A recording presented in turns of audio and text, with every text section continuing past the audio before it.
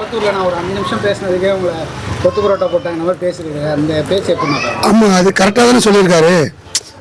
பேசுன்னு சொல்கிறாங்க. அவர் பேசுறதுக்கு எல்லாருமே வந்து வெளியே போனால் அது கரெக்டான ஆன்சர் தானே? கரெக்டாக தான் இருக்குங்க. ஆமாம். இப்போ விஜய் வந்ததில்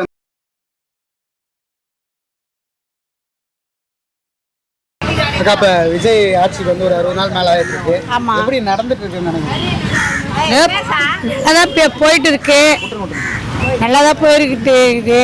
இருந்தாலும் இந்த பால் விலைலாம் அதிகமாக இருக்கணும்னு சொல்லின்னுக்கிறாங்க. எங்கள் தெருவுக்கு ரோடு போகிறேன்னு சொன்னாங்க, வரல இன்னும். கரண்ட் அப்பப்போ போயிட்டு வருது, குழந்தைங்களாம் நைட்டில் தூங்கி கஷ்டப்படுது. அவர் நல்லா தான் பண்ணிகிட்டு இருக்காரு. அவர் கூட இருக்கிறவங்க தான் இன்னும் ஸ்டெப் எடுக்கணும். இன்னும் அதிகமாக பண்ணணும். ஆமாம், பண்ணணும். நிறைய பண்ணியிருக்கேன் சின்ன பெண் படம் அப்படின்னு சொல்லிட்டு நல்லா பண்ணுறாங்க, நல்லா பண்ணுறாங்க. சந்தோஷமாக தான் இருக்குது. நல்லா பண்ணுவார், இதுக்கு மேலே நல்லா பண்ணுவார், எனக்கு நம்பிக்கை இருக்குது. கரூர் போயிருந்தாரு, பார்த்தீங்களா? கரூரில் பேசுறது கேட்டோம். எப்படி பேசுறீங்க? நல்லா பேசுகிறாரு. அவர் பேசுறதே அத்தவங்க கேட்க மாட்டாங்க, ஏந்து போயிடுறாங்க. அவர் பேசினாலும் தப்பு சொல்கிறாங்க, பேசினாலும் தப்பு சொல்கிறாங்க. குளத்தூர் தொகுதியில் 5 நிமிஷம் பேசுனதுக்கே அவர் எங்கே பேச விட மாட்டுறாங்களே. அவர் பேசினா தான், அவர் பேசினாலும் தப்புன்றாங்க, பேசாகட்டியும் தப்புன்றாங்க.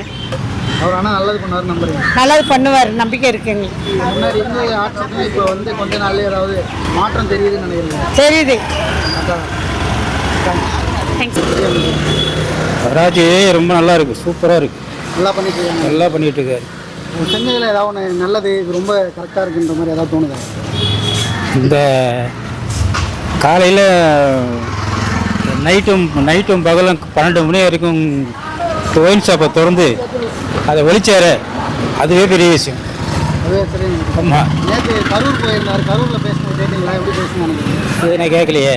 அவர் வந்து ஒன்று சொல்லியிருக்காரு, யாராவது உங்ககிட்ட லஞ்சம் கேட்டாங்க, நடக்கிறது உங்கள் பையனோட ஆட்சின்னு சொல்லுங்கள், யார் என்ன பேசினாலும் நான் பார்த்துக்கிறேன், உங்கள் கூட நான் இருக்கேன்ற மாதிரி சொல்கிறேன். ஆமாம். எந்த சிஎம் இந்த மாதிரி ஒரு ஸ்டேட்மெண்ட்டே கொடுத்ததில்ல, அது எப்படி பார்க்குறேன்? ஆமாம், அது கரெக்ட் நீங்கள் சொல்கிறதுலாம். இன்னொன்று கேட்டிங்கன்னா, முன்ன மாதிரி போலீஸ் தொல்லை இல்லை.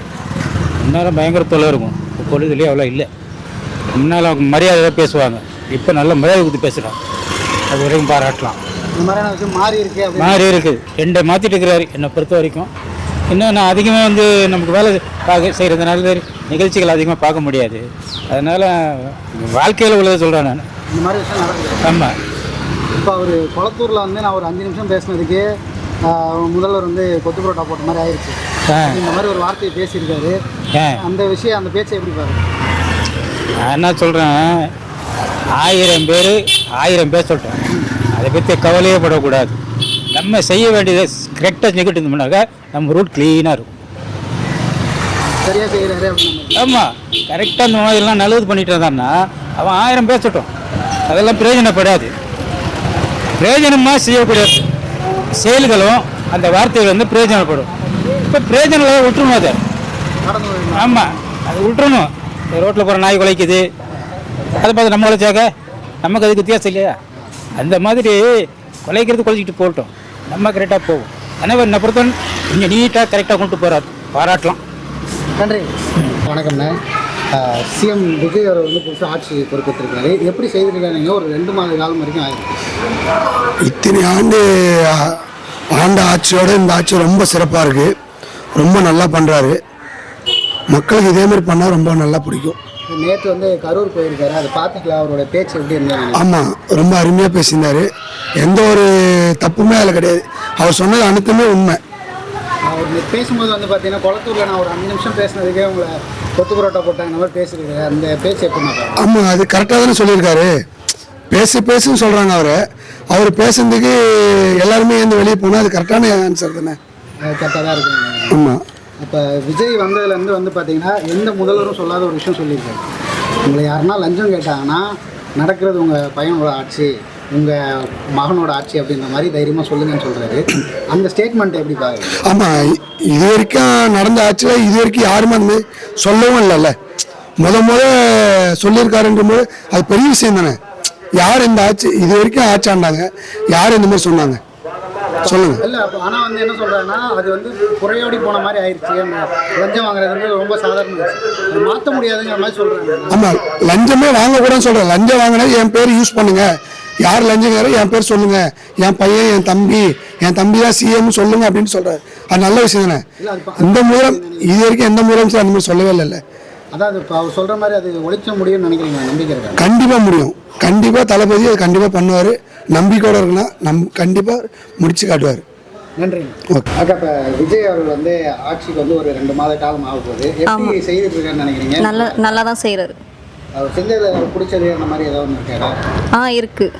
என்னென்ன விஷயங்கள்லாம் மருத்துவ வசதி, அப்புறம் வேற என்ன சொல்கிறது, ஜனங்களுக்கு உடம்பு இதுவாகுதுன்னு நல்லா இதுவாக இருக்குதுன்னு பார்த்துக்கலாம், நல்லாயிருக்கும்.